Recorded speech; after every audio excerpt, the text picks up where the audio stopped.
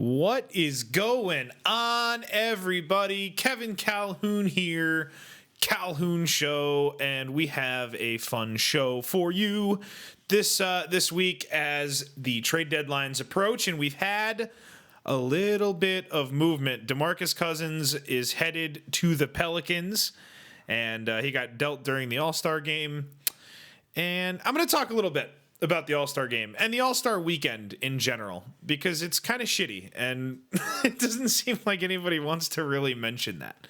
So the studio has gone under a bit of a revamp here, redid the whole thing. So as you guys know, if you've been with us long enough, I had roommates, and last week, as I mentioned on the show, they were moving out. So this past week, I have the apartment to myself, and I got to redo the office because before, and if you've been with the show for a long time, you'll know this, that there was a snake habitat thing in this room, and I think our first episode in here was called Snakes in a Studio, and so we had the snake in here for forever, and it was a gigantic, glass thing, fish cage thing, or whatever the hell you call those boxes, and and the snake was in here for the whole time. So now that my roommates have moved out, they brought their snake with them, and I have the whole room. We got some new furniture in here. The whole studio looks really, really nice, and we will give you guys a video tour of the studio at some point in the next week. We got to get a couple things out of here and a couple of new things in, and then we'll give you guys a tour. So very excited about that. Very excited to have an apartment to myself. It's pretty exciting. It's nice in here. So yeah, we're off and running here on the Calhoun Show. Let's get the music in and get this started the proper way, as we always do. All right, welcome aboard. If you're new, if you've been here before, you know how this next part works. Let's go. This is the Calhoun Show.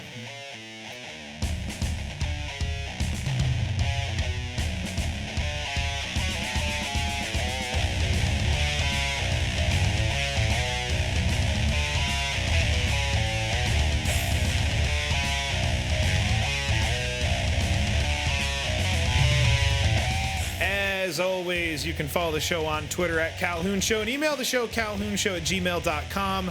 Subscribe to the show on iTunes, Stitcher, and SoundCloud. While you're on iTunes, go ahead and leave us a nice little rating and a review. Helps us push the show to more people, and that's the goal every week, is to get the listening audience bigger and bigger and bigger and bigger until we get to a point where somebody wants to advertise with us, and then we'll have a real thing going here, and then I don't have to, have a real job. So let's get there. Let's get there. What did I miss here? Oh, the voicemail line, 860-740-2119. My Twitter is at ShutUpCalhoun, and I like to mention every once in a while that the logo was created by my buddy Andy at Andrew Schucht, SCHACHT on Twitter, and the music, as always, is by my buddy Patty Dixon at SlappaDePatrick on Twitter, and my sister does the social media and stuff for the show, and thank you to her, as always, at Stephanie_JC. So, JC26, I don't know if I got that right. You guys can find it. So, anyway, the trade deadline looks like it's going to be more fun this year. And I'm talking about both the NBA and the NHL, but we'll start with the NBA.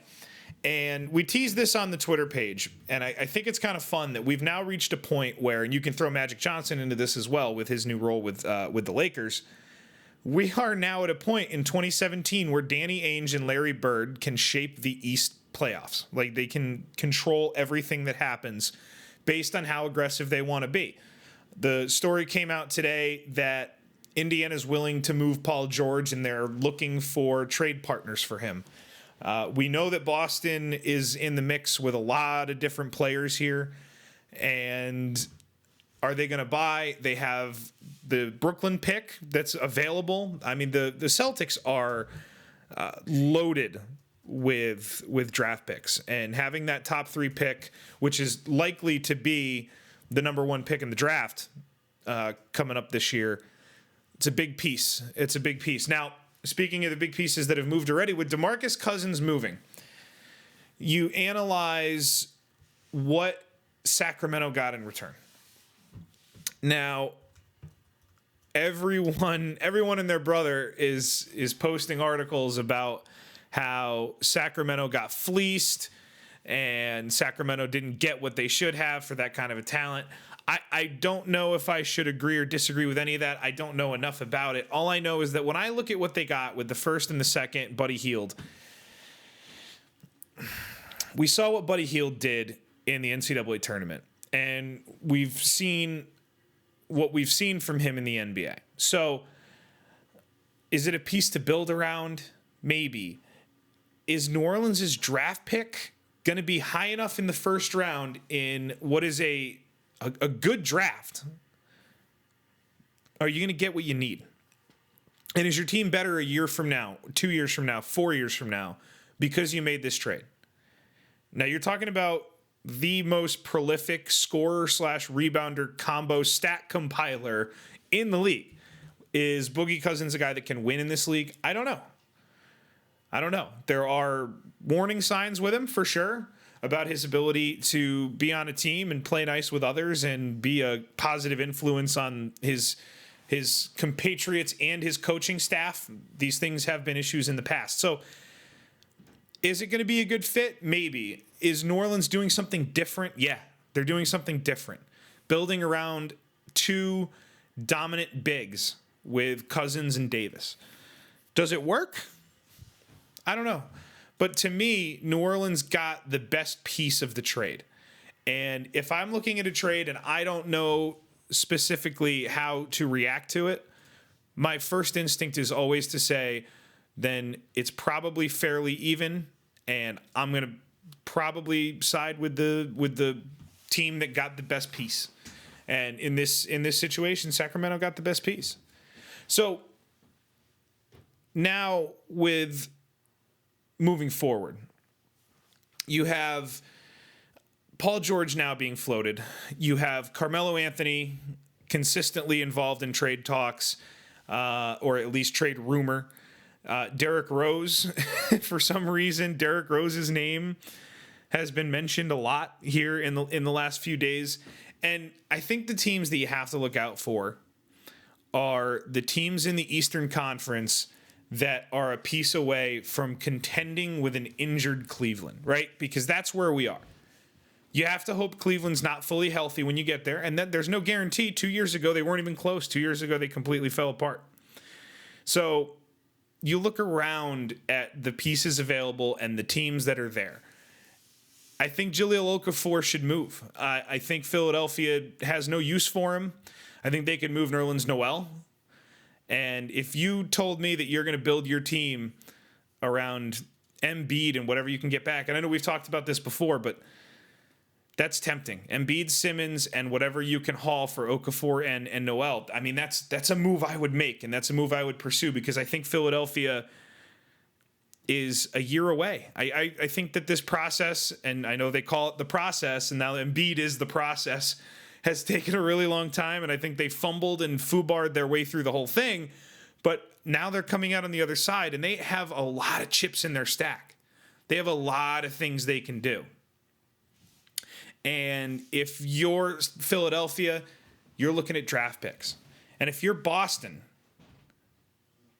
that's a tempting move. That's a really tempting move, because you're looking for your crunch time five. That's what they always talk about, the guys at the Ringer with Simmons and them. Always talking about the crunch time five, who's on the floor late. And you got to fill that out. Paul George is a monster piece to get floated this time of year. These trade deadlines are usually boring. They're usually the equivalent of the All-Star game. But I mean, I'm just looking at the rumor mill itself. And I mean, Tiago Splitter's name is being floated around here. Paul George says that he's committed. He wants to stay. He wants to be a part of that team. I don't know. I don't know what's going to happen. And that's the fun part about it, is every once in a while, it's not every year. And we try to get ourselves up into a tizzy every year. But usually we kind of know, like, oh, yeah, maybe, but probably not. And then it ends up not happening. And then the second possibility is we get ourselves all up in a hoopla over what could happen, and we get super, super excited and really believe it. And then the trade deadline comes and goes and nothing happens. And we sit here going, oh, okay, well, never mind. The third option, and I love the Boogie trade happening already, is what could happen here, which is we get excited and the ball has already started rolling downhill with Sacramento. Maybe we actually get a bunch of stuff. Maybe. Because the dichotomy of the NBA right now is so spread out, but each team really isn't in a gray area as far as what they should be doing. Philadelphia, build. The Lakers, build. Try to find a way to get those. The Lakers have a couple of just brutal contracts over the next 3 years. And they move Williams.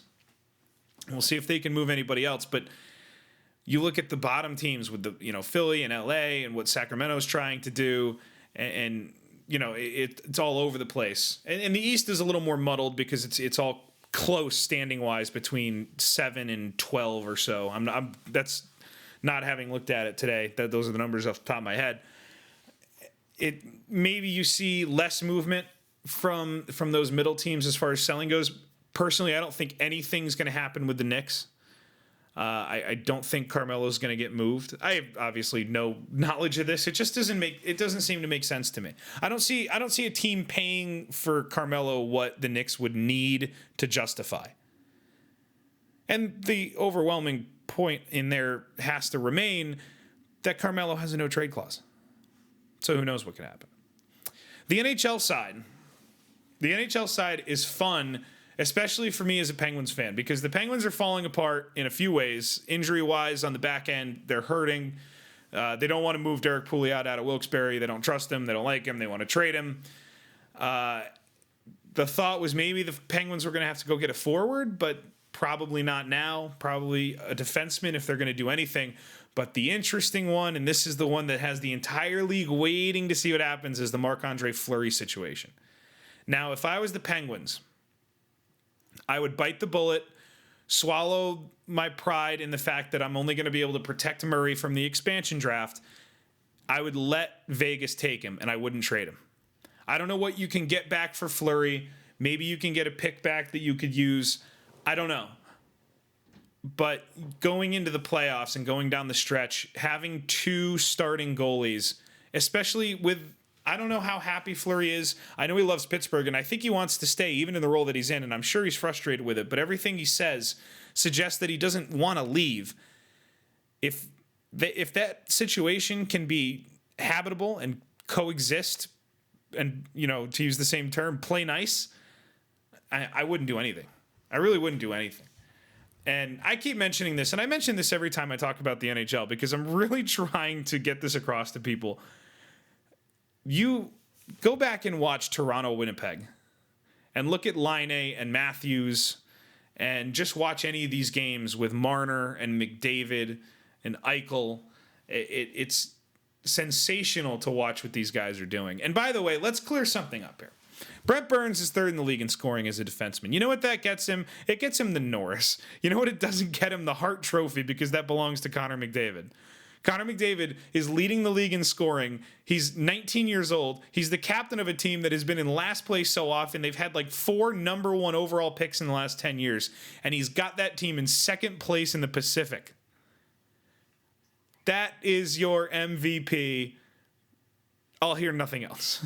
It's silly. It's silly, the arguments that are being made, and that's not my first original. That's not my original thought. I've seen people upset about this. I figure I'd pile on. That's a silly argument. Brett Burns is going to get the Norris Trophy. Let's relax. Let's honestly relax.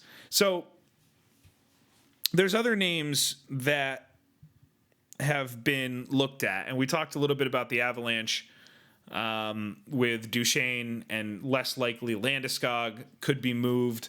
You look at Shattenkirk in St. Louis, and again, you have to stop and take stock of the league and who's moving in what direction and what are they willing to spend. There, aside from Duchesne, no big forward is probably going to move. So who's willing to pay that price?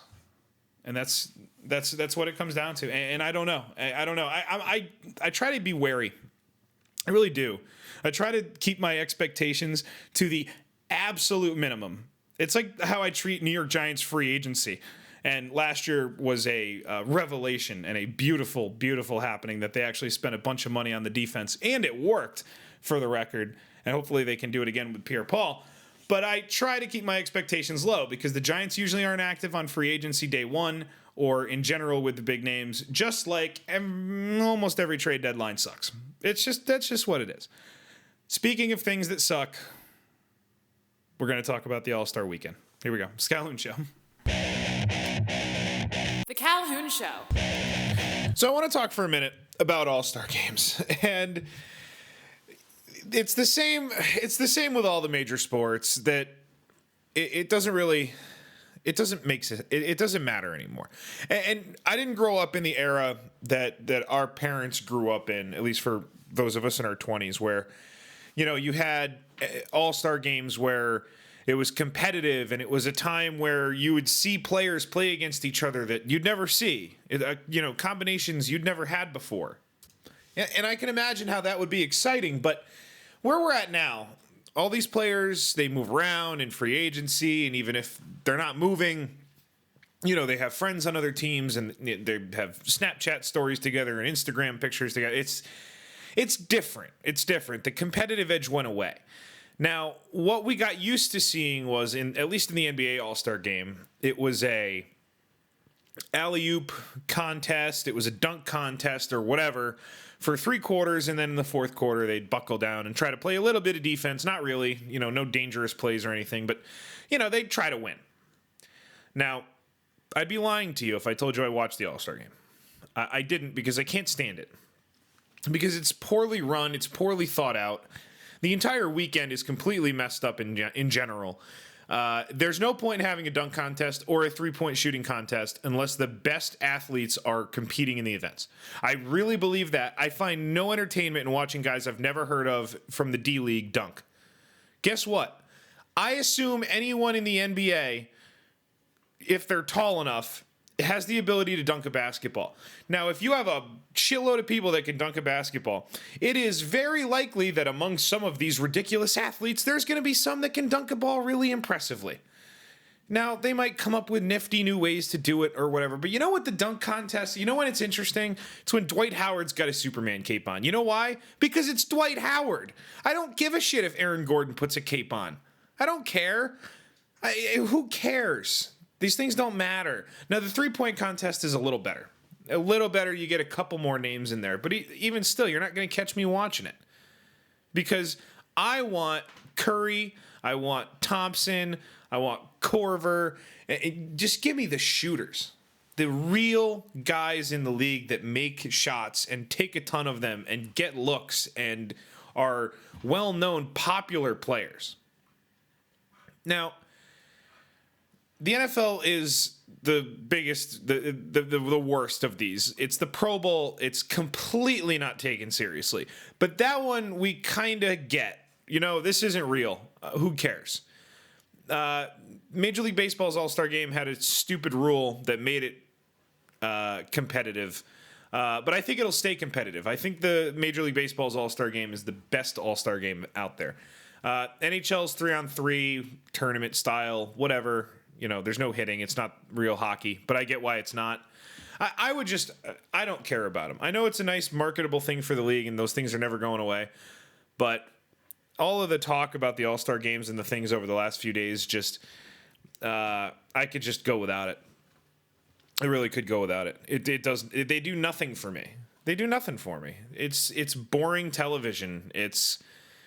I saw there were more dunks the other night than I think 2-point and 3-point shots combined in the All-Star game, something stupid like that. I don't know. Hey, if you enjoy it, go for it. And the other part of it, and actually our buddy KB was asking about this on Twitter today, and I'm going to steal it because I was talking to him about it, was, talking about people like LeBron or whoever not competing in the dunk contest or not competing in this or that. Unless you have a situation where in the collective bargaining agreement, the league dictates who's involved in these competitions, then you're never going to see these guys in them again because there's no point. There's no point because they can't come out on the positive side. If LeBron enters a dunk contest, maybe he wins. He probably should. He's a ridiculous athlete. But what if it doesn't go well? And now he's sat out this many, and now he's going to go in. This is LeBron, the guy that we compare to LeBron James, and there's a legitimate argument. Now, you might come down on the Jordan side, you might be standing there firmly, but this is the closest we've come. Not as a pure scorer, that's Kobe, but just as an all-around changer of the game of basketball, especially when he's on the floor, it's a different thing all the time. That's who LeBron is. We understand that. Maybe he wouldn't do well in a dunk contest. Everything he does is compared to Jordan. He can't possibly go in and fail. So why go in? Why go in? Not going to happen. And for the other guys, there's less at stake, but even still, you don't want to be embarrassed. And you don't want to be the big name that goes in and doesn't win. Say you had the list of guys that did the dunk contest the other night and Kevin Durant. I'm going to watch. I'm going to tune in for Kevin Durant in the dunk contest. But guess what? He might lose to Aaron Gordon or whoever. I don't even know who won. I'll be honest. I don't know who won. I don't care. I don't know who won the three-point contest. I know the final score of the All-Star game was 192 to 182, which, please, put anything else on the TV. Anything else on the TV. So yeah, the dunk contest and that stuff, I can go with that. So, by the way, if you're looking for something funny to watch, I was watching a video that Deadspin had. It was a bike race somewhere, a bicycle race, and this dog jumps in, and this thing books it and stays at the front of the pack of the bicycles for a good few minutes, and it's really, really funny. So if you get the chance, Deadspin had that. Something else that Deadspin had. They just had a summary article, though. They linked to the original article, which is on the San Diego Tribune. What is it? San Diego Union Tribune, excuse me. And it was an interesting article today about Candace Wiggins, a former WNBA player, who talked about how miserable life is in the WNBA and the way that culture is. And she was talking specifically for her about the fact that she's a straight woman in the WNBA, and she throws the number out there that 98% of the league is gay. And she said that it was abusive and it was uncomfortable, and she moved around from team to team, and she talked about the pay and fighting for scraps, and I don't really know how to digest it. I read it today, and I don't know anything about the WNBA. It's a league that I don't quite. I mean, I understand its existence, and I wish it would be successful, but I don't understand why they don't try to do anything different with it. I never hear about it. I don't know if anybody else does, but so I don't know how to digest it. But it was an interesting conversation. It was something that I'd never really considered. So if you get a chance to check that out, the San Diego Union Tribune has it. Deadspin has a summary article of the things that they were talking about. So what's going on here? Aside from the apartment and such things getting underway and redone, it's been we got hammered with snow last week, which was okay. It was one quick storm, and out there for a few hours with the snowblower and a little bit of shoveling here and there. Not too bad. But I got to tell you, I mentioned the snow for a reason. So my dog, I have a 13-year-old lab. Her name is Roxy. She's sleeping on the floor behind me as I do the show now. So Roxy has 3 legs. She had cancer in her front right paw, or front right leg, and she had surgery a couple of different times to get it knocked down. But over time, you take bad stuff out, you lose the ability to close it back up. So eventually surgery wasn't an option. Take the leg, and she's been motoring along ever since. But I got to tell you, she's trained well. So when we get a lot of snow, I clean the driveways and everything, and then I do a nice little snowblower path through the backyard out to the shed where the snowblower lives. And it works out beautifully because when there's 1.5 feet of snow on the ground, old 13-year-old three legs over here, she can't climb through that kind of snow. It's not doable. So it works out nice. She's got a nice little path through the yard to go to the bathroom. So as as the snow melts, and where my house is situated, the sun doesn't get the first 20 or 30 feet off the house. So that snow takes forever to melt, but the whole backyard melts nice and easy. So from where I stand, I'm watching over the last few days as the snow's melting and the backyard's clean, but there's still some 6 inches of slushy, crappy snow. What does the dog do? What does she do? She's trained well. She doesn't want to go to the bathroom where we clean. So, the pathway, any chance she could get to try to climb into the snow, she would take it. So now her thing for the last couple of days, as the snow is finally going away completely, is she now climbs over the little bit of snow we have left and ends up in the grass. But she won't just walk to the grass through the path. She has to climb through the snow, over the snow, under the snow. She falls in the snow. It's impossible. It's a frustrating, hilarious, three-legged wonder dog that I'm gonna have to give her back up to my mom soon. So my mom, we sold the family house that we grew up in, me and my siblings, and mom moved, and I have Roxy for a few weeks. I've had her for a few weeks, but at some point here, she gets to go to her new house, which would be exciting. All right, we got a couple more things. I just had a little quick funny story. All right, a couple more things to get to here on the Calhoun Show. Let's go. The Calhoun Show. So, an interesting story that dominated the news for a couple of days in the last week, and I wanted to do the fun stuff with the trade talks and everything to start, and now we get into the real fun stuff, with Darrelle Revis.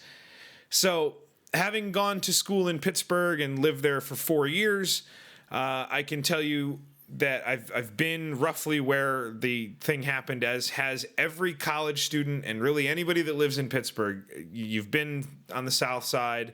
You know what it looks like. You know what different blocks look like at different times of the night. I am really surprised. The first part about this, I'm just really surprised we don't know what happened. That seems so impossible in this culture where there's video of everything. And I know that there is the camera video of afterwards, but it's just really surprising that we don't have civilians that were standing there to say, yeah, Revis did it, or yeah, somebody else punched him. So if you're unfamiliar with the story, really quickly, Darrelle Revis, cornerback of the New York Jets, is from New York. Actually, one of the college basketball players that I did games on the radio, announcing games, was actually Revis's best friend, and I think he became his business manager after that. But either way, Revis and some of his friends, I guess, were down on South Side early in the morning. Kid walks up, 21-year-old kid. He's got a cell phone. He's like, hey, are you Darrelle Revis? Yeah, I'm Darrelle Revis. And then this is where the story gets hairy. But basically what happens, this is my best understanding of the facts that have been laid out. Are you Revis? Yeah, cool. Hey, what's going on? Starts filming. They say stop. I guess Darrelle Revis takes the phone and throws it. And then next thing we know, that kid and another kid, 22-year-old, are both, out cold. And if you saw the video, out cold. And someone saying in the background, I knocked him out. You want to get knocked out next? I've heard interviews with Darrelle Revis. To me, it doesn't sound anything like Darrelle Revis saying that he knocked him out. It doesn't sound anything like that to me. I don't know. Maybe he sounds different when he's recorded on a cell phone. I don't know. But Pittsburgh police charged him immediately. And that seems weird because he wasn't alone. And there's no knowledge of knowing who did it beyond the scope of who was there. Right? So we know one of these people did it. But how can you charge one of them and not one of the other ones when you don't have... My point is there must be more that gave them clue to actually charge Darrelle Revis with the crime. So what happens next? I think from the sports angle, which this podcast is mainly about mostly, you look at the Jets and you have to wonder, after bringing him back and getting one more good season out of him last year. You had a dud of a performance this season out of Darrelle Revis, and moving into next year, is he a safety? Is he just a nickel corner? What is he capable of? How does he help your team? Never mind the fact that you're paying him mid-level tier quarterback money or higher level quarterback level money. And with all of these things now, after free agency begins, is when his first court date is, or his next court date. So this is going to be a fluid situation. I don't think the Jets will move on this until they get more info. I don't think you'll see him released. I think you'll see them try to hold out a little bit just to find out what is happening. I mean, it's a bummer. It's a bummer. But let's be completely honest. I'll be honest. If you say someone came up to you talking and being nice or whatever, that's fine. Cool. I have never experienced someone excited to see me that's never met me before, but that's cool, right? So now they take out a cell phone and they start recording you and you say, please don't do that, and they keep doing it. I am not advocating for violence, but guess what? You deserve to get smacked. I'm not saying you deserve to get knocked out. I'm not saying that you need to be hit. But the term, you deserve to get smacked, applies to that situation. Because knock it off. That's annoying. They asked you not to do it. Don't do it. And yeah, he's free to do whatever he wants. Yeah, he's free to be an ass, and they're not free to punch him, and somebody's going to get in trouble for it. But that's kind of what was going to happen, right? That's what was going to happen. You record people, they tell you not to or ask you not to, and you keep doing it anyway. I don't get that. So, you know, maybe Calhoun's an asshole defending somebody that punched somebody out in the street. That's fine. Whatever. I can take it.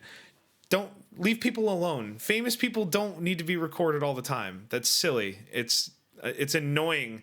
And if this incident, if the kids are okay long term, that's awesome. That's what the hope is for. But you know, maybe it's a nice little lesson to leave people alone a little bit more. That's the part that I took away from it. I hope Revis didn't punch them. I hope this doesn't affect his career, aside from the fact that he's not playing well. I hope that's the only thing that would keep him off the field is his play. So we'll see what happens. Now, we have an interesting, thought-provoking email here from Sarah. And it's actually a nice little jumping off point for me into another quick point that I thought of as I was watching a Duke-Syracuse nail-biter the other night. Was that tonight? When the hell did I watch that? I don't know. I've been all over the map here. Whenever that game was on, I watched the end of it. So here's the email from Sarah. So after Father Ball started spouting off about his son being better than Steph Curry, I began thinking about his family, his other sons running roughshod over high school basketball, and if that's the best thing for him and for other athletes. If the Ball brothers were as good as their hype, wouldn't they be better off in a professional setting? At age 16, I don't know if it's Cesc, but I know it's Fabregas, but I don't know how to say his first name, was playing regularly for Arsenal. If the Ball brothers were playing soccer in Europe or South America, they would be in or around the first team or out on loan getting professional experience. Isn't basketball the most logical sport to adopt this model? To me, they all are, but at least with NFL teams, there are legitimate physical concerns. I really hope the D-League expands into a complete 1-to-1 ratio. I hope talented high school players can sign with a team and play for their D-League side. Imagine Clips and Lakers bidding for the Ball brothers. That would be fun. Wouldn't this benefit both players and teams? A full club model where you can start training these kids much younger means that they are better earlier in their career, even if these deals were home games until they were 17 or whatever. I think over the last several years, we have seen lots of cases where the kids would be better off turning pro earlier, but there isn't a lot of room for them. Using the D-League like a club means that there are loads of roster space for young talent. Now, it's really interesting, and I think that the D-League is an not completely untapped, but a potential gold mine for the NBA. And Sarah's 100% on with that. Expanding the D-League would be huge because I think the D League could have legitimate success. I really do. I think it's watchable. If you market it right, I think it's watchable.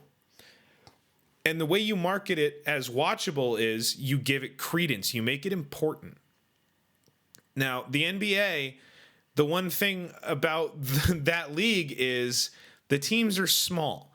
There's not a lot of room. So it takes a tremendous amount of talent to reach the top level. And if you don't reach that top level, if you go undrafted, you are not going to get a real shot, most likely. It's probably not going to happen. You look in the NFL draft and you see Tom Brady in the 6th round and Alfred Morris in the 6th round. And those are two really terrible examples to put next to each other. Sorry, Tom Brady. But, you know, that's a good Tom Brady, we'll use that as the example. The NBA has 2 rounds. You're not getting to the 6th round. You're not finding that guy. So if you expand the D League to allow for more players to get into it, I'm totally on board with that. Now, the other side of that is college, and that's the jumping off point that I tie into this watching that Duke game is college basketball as an entity on a game-by-game basis is one of the most exciting sports to watch. There's not a college basketball game that's close that you don't want to watch, and I mean D1, NAIA D3, doesn't matter. NCAA D2, doesn't matter. If it's a close game with 2 minutes left and it's college basketball, you're going to stay on it because it's going to be a fun finish. College basketball rules. The college basketball one and done rule is terrible. We all know that. That's what ties into this. So is it possible to incorporate that system, you know, bring it over from the soccer mentality? I don't think it is. I don't think it's possible. Now, you could roll your eyes at that if you'd like. It's just too many hurdles, and it takes too much power away from someone. And I think everyone would think that they're losing more power than they would be, but that's the rub, and that's what would happen. I love it because I want to see more competitive players get chances to play. So just expanding the D League for me would be a massive step in the right direction. Now, the other part of Sarah's thing that she threw in at the end here that I want to mention, because being someone that enjoys Laker basketball as well, I have lots of thoughts on this Lakers thing. Magic terrifies me. If they trade away the core for a point guard or Butler, we will simply be restarting in 3 years. I doubt Magic's ability not to meddle. I'm hoping for the best, but expecting the worst. I don't know what Magic Johnson's going to do. I would worry about Magic Johnson trying to make that big splash. I mentioned Paul George earlier. I don't know if those rumors are out there yet with the Lakers, but I imagine they would be. I've been unplugged a little bit here today from things. I imagine those rumors are out there, and I think that would be a terrible mistake for the Lakers to do that. I don't know what they have in Brandon Ingram yet. He has to grow into whatever he's going to be in the NBA, but the Lakers are on the right track. They're building the right way. They have to avoid the terrible, gigantic contracts for terrible players from this day moving forward. But as far as starting to stockpile talent and assets, the Lakers are on the right path. You can't accelerate it. That's the thing that these teams do. That's what the Knicks did that landed them in the hellhole that they're in now. You can't just throw a Band-Aid on something and hope it sticks. It's just not going to happen. So if the Lakers, because Magic Johnson wants to come in and save things, if the Lakers go out and spend and spend and spend and they bring in a Jimmy Butler or a Paul George or Jahlil Okafor or whoever they bring in, what are you really, really gaining? You're not going to win a title. D'Angelo Russell's good. Julius Randle's good. Brandon Ingram's good. If you add Jahlil Okafor to that, if you had Paul George, if you had Jimmy Butler, it doesn't matter. That's not winning a title. You're not getting through Golden State. You're probably not getting through San Antonio. You might not get through Houston. You might not even get through the Clippers. It's not going to happen. Not yet. These kids need to grow. They need to get better. They need to grow as a team. You have a head coach who, by all counts, might be a really, really good head coach, but he's got to learn. You can't accelerate these things. If you want to be the Lakers, if you want to be a consistent year in, year out threat to win a championship, don't quick fix this. It's the wrong way to do it. It just is. It almost always is. It doesn't matter the sport. The quick fix just doesn't really work. Just doesn't really work. So that is the podcast for this week, my friends. We will be back next week. I'm going to try to get somebody in studio. If you have suggestions for guests, somebody that you would like to get on the show, then tweet at the Calhoun Show, or just tweet at Calhoun Show, which would be the proper way to say that. And we'll do our best. But if you have a guest that we've had on before that you want to hear back, or you want to call in and talk to us about something, you can do that too. Leave a voicemail, 860-740-2119. We'll get the voicemail line going next week as well. So if you're new to the podcast, thank you for joining. Hit the subscribe button and go ahead and push this out to some new people. I want to start seeing more activity on the Twitter page. So we'll start setting milestones and building that fan base up and following up on the Twitter, and maybe start giving some stuff away for people that are pushing the show to new people, because it is time, my friends, to build this thing. So some of you have been here since the very beginning for over 100 episodes, and you guys are awesome. And to the people that have been piling on board as we go, let's keep going. I'm excited about this, and I want to keep building. Thank you for the support as always. Studio tour coming up some point this weekend. We'll talk to you guys next week. Later.